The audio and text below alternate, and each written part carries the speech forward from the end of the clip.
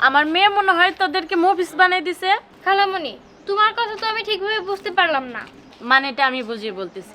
এই যে তোরা আমাদের বাড়ি প্রতিদিন আসতি, ওরে কত আদর করতি, নানান রকমের খাবার দিতি, কিন্তু দেখ আজকে 7 দিন ধরে তোরা আমাদের বাড়িতে আসতেছোস না।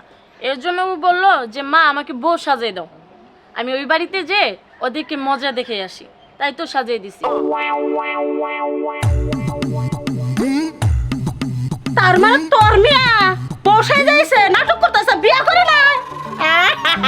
আমার মনের আশা পূর্ণ হয়েছে, তুমি তো হবে আমার নাতির বউ। দেখি, এটা আমাদের ইমরো।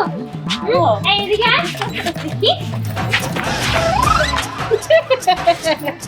ওরে দুষ্টু, আমাদের বাচ্চাদের এগুলা করার জন্য আসছিস, হ্যাঁ?